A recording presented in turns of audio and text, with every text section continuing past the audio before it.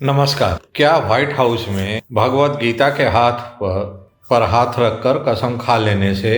White house में सनातन की दस्तक मान ली जाएगी? अगर हम इसको और थोड़ा सा सिंप्लीफाई करके बात करें तो क्या जिस तरह से अमेरिका की प्रीमियर जांच एजेंसी FBI के चीफ के रूप में काश पटेल ने कुछ दिन पहले शपथ लिया है और उन्होंने शपथ लेते समय भगवत गीता पर हाथ रख के अपने संविधान के प्रति, अपने देश के प्रति, अपने दायित्वों के प्रति अपनी प्रतिबद्धता जताई है, तो उसको यह मान लिया जाए कि अभी भारत की मौजूदगी है, भारत के हजारों साल पुराने सनातन धर्म की मजबूत दस्तक है, मौजूदगी है व्हाइट हाउस के अंदर। जिस तरह का जश्न, जिस तरह का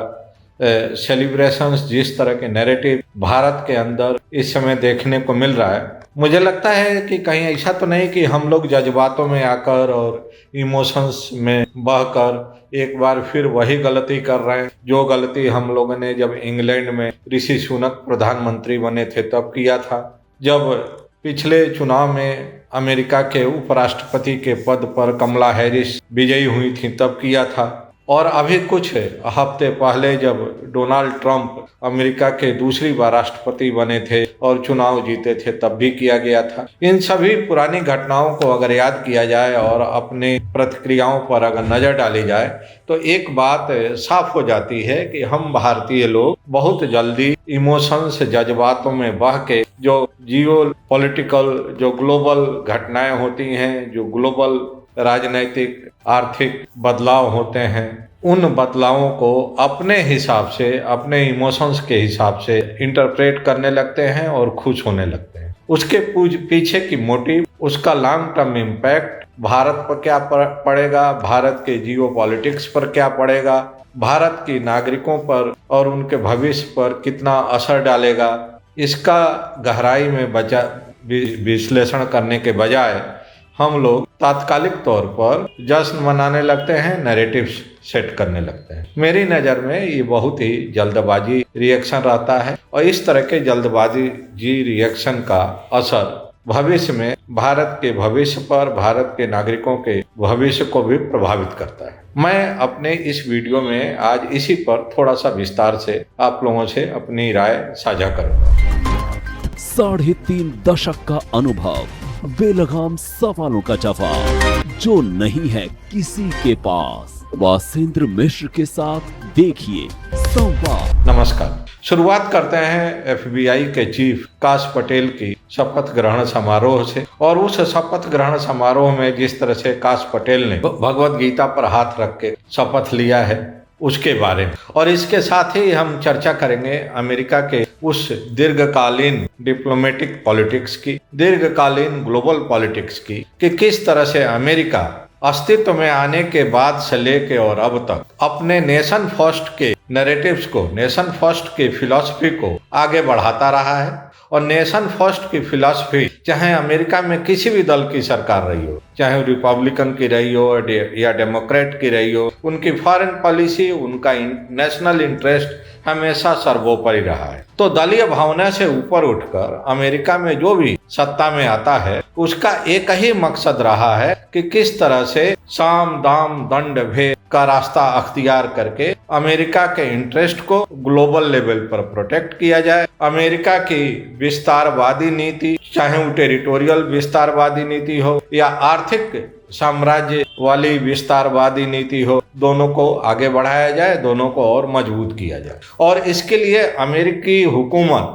दलीय प्रतिबद्धता को छोड़ के दुनिया के अलग अलग मुल्कों से अपने कन्वीनियंस, अपने फायदे को ध्यान में रख के डील्स करती रही हैं, समझौते करते रहे हैं। जहां जरूरत पड़ी वहां सख्ती का रास्ता अख्तियार किया, जहां जरूरत पड़ी वहां भाईचारा दिखा के, जहां जरूरत पड़ी वहां आर्थिक मदद करके, माने चाहे जिस भी तरीके से जो भी हथकंडा अपना कर अमेरिकी एजेंडा पूरा होता हो, अमेरिकी इंटरेस्ट पूरा होता हो, उसको आगे बढ़ाने में अमेरिकी हुकूमत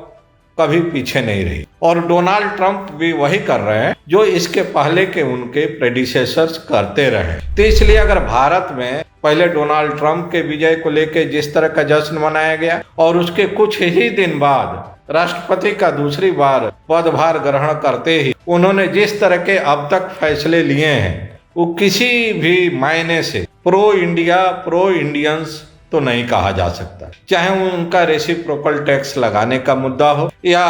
यूएस एड का मुद्दा हो या अमेरिका में रह रहे गैर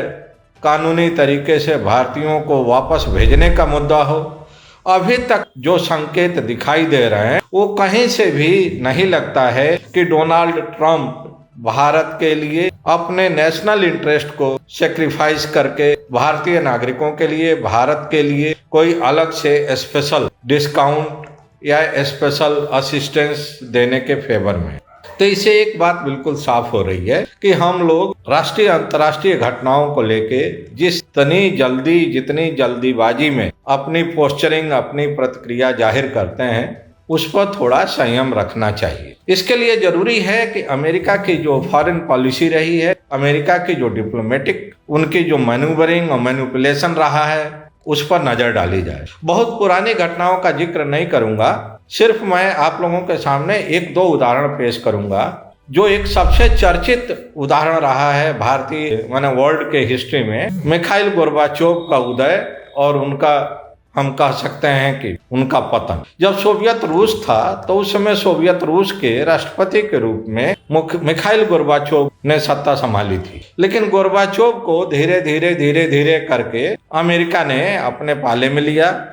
पहले उनको शांति के लिए नोबेल पीस प्राइज दिया गया और उसके बाद गोर्बाचोव के ही माध्यम से सोवियत रूस का विघटन करा दिया गया। तो लिक्विडेशन ऑफ सोवियत रसा, जो कि कई हिस्सों में बट गया, अलग अलग राष्ट्र के रूप में विभाजित हो गया, और उसके बाद सोवियत रूस जो एक समय अमेरिका के दादागिरी को दुनिया में चुनौती दे रहा था, एक तरह से दो जो पावर ब्लॉक्स थे अमेरिका और सोवियत रूस, वह संतुलन अमेरिका ने बिगाड़ दिया। और सोवियत रूस के विघटन के बाद जो अलग अलग देश बने सोवियत रूस से अलग हटकर, वे अपने ही सर्वाइवल, अपने ही इंटरेस्ट के लिए एक दूसरे से लड़ते रहे और नतीजा ये हुआ कि अमेरिका की सुप्रीमेसी पूरी दुनिया में एक बार फिर कायम हो गई। अमेरिका को चुनौती मिली चीन से। चीन ने व्यापारिक तरीके से मैन्युफैक्चरिंग सेक्टर के जरिए धीरे धीरे अमेरिका को कड़ी चुनौती दी और अमेरिकी गुड्स, अमेरिकी कंपनियां चाइनीज कंपनीज के मुकाबले पूरी दुनिया में पिछड़ती नजर आने लगी। इसको लेके अमेरिका में हाहाकार मच गया।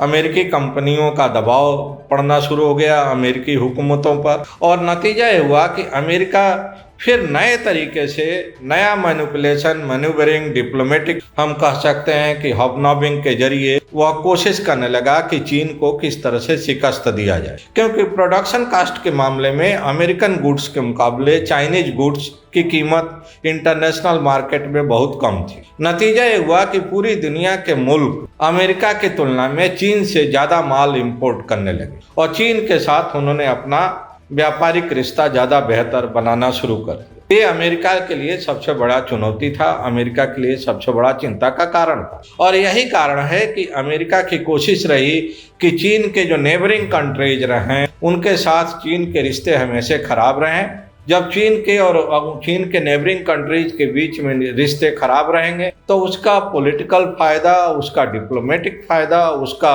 व्यावसायिक फायदा अमेरिका उठाने में कामयाब रहेगा। और यही कारण है कि अगर हम कहें तो पूरी दुनिया में अगर सरल भाषा में अमेरिकी डिप्लोमेसी को अगर एनालाइज किया जाए तो हम कह सकते हैं कि पूरी दुनिया में अमेरिका की एकमात्र कोशिश रहती है कि जो उसका प्रतिद्वंदी है ग्लोबल लेवल पर, उसको किस तरह से कमजोर किया जाए और अपने बिजनेस इंटरेस्ट को, अपने नेशनल इंटरेस्ट को, अपने कमर्शियल इंटरेस्ट को सबसे ऊपर थोप के रखा। तो अब भारत की जिम्मेदारी है और भारत में जो लोग सत्ता में हैं उनकी जिम्मेदारी है कि अमेरिका की इस रणनीतिक चाल को समझें। हम सब ने देखा है कि किस तरह से जब अफगानिस्तान में एक दौर था कि सोवियत रूस का दबदबा था, लेकिन वहां पर अमेरिका ने इसी तालिबान की मदद से जो आज सत्ता में है सोवियत रूस की उस सुप्रीमेसी को खत्म किया था। वहां की तत्कालीन हुकूमत नजीबुल्लाह को का तख्ता पलट कराया था और उसके बाद नजीबुल्लाह को फांसी भी दिलवाई थी और फिर धीरे धीरे करके अफगानिस्तान पर अपना कब्जा बनाने की कोशिश की। लेकिन समय के साथ जैसा कि हम सब जानते हैं कि जो लोग इस तरह के एलिमेंट्स को प्रमोट करते हैं जो कि अमन चैन लॉ एंड ऑर्डर के बजाय हथियारों की मदद से बदलाव के पक्षधर रहते हैं, तो वे अल्टीमेट उसका विक्टिम भी होते हैं। ये पूरी दुनिया की जो टेररिज्म की हिस्ट्री रही है उसको अगर ठीक से पढ़ा जाए और उसका अध्ययन किया जाए तो ये बात साबित होती है। चाहे वो LTTE का उदय और पतन का मामला हो या भारत में सिख उग्रवाद का उदय और पतन का मामला हो या अफगानिस्तान में तालिबान के उदय और उसके बाद तालिबान की सत्ता में वापसी का मामला हो। तो मैं चर्चा कर रहा था कि किस तरह से अमेरिका पहले अफगानिस्तान से सोवियत रूस और रूस के दबदबा को खत्म किया तालिबान की मदद करके, और बाद में वही तालिबान अमेरिकन फोर्सेस से लड़ने लगे और बाइडेन की सरकार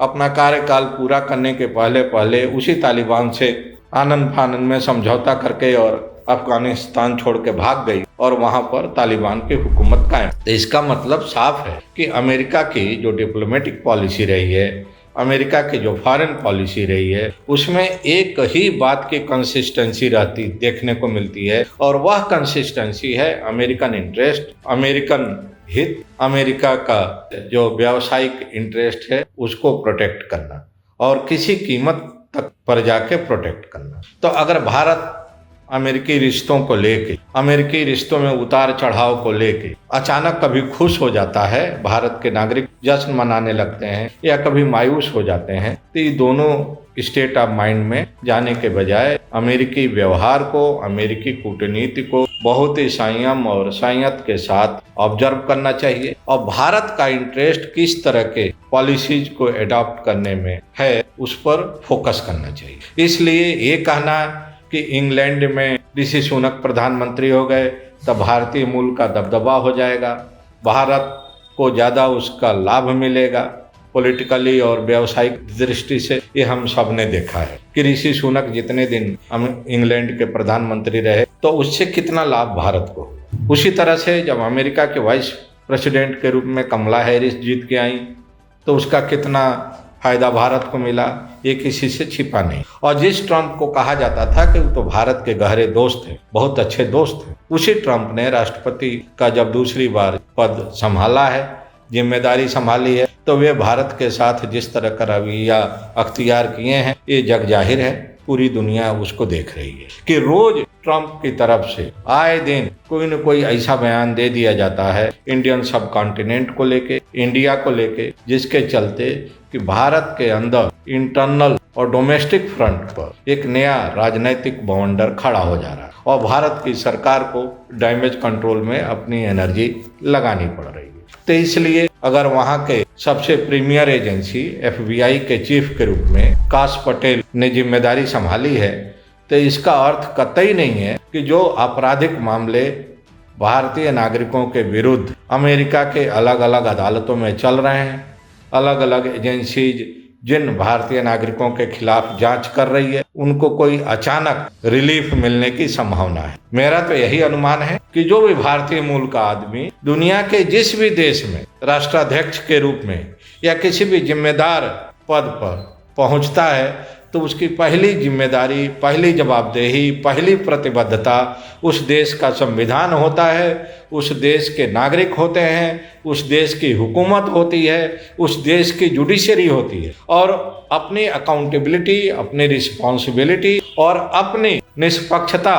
को साबित करने के लिए वह हर संभव कोशिश करता है। उसकी प्रायोरिटी में भारतीय इंटरेस्ट, भारतीय नागरिकों का इंटरेस्ट, भारत का व्यावसायिक इंटरेस्ट सबसे नीचे होता है। तो आज मैंने सोचा कि आप लोगों के साथ इस बर्निंग इशू पर अपनी राय साझा किया जाए और जो एक तरह से सेलिब्रेशन देखने को मिल रहा है भारत में काश पटेल के FBI चीफ के जिम्मेदारी संभालने के बाद, उस पर थोड़ा उन जज्बातों पर थोड़ा संयम रखने की जरूरत है, रेस्ट्रेन बरतने की जरूरत है। धन्यवाद, नमस्कार।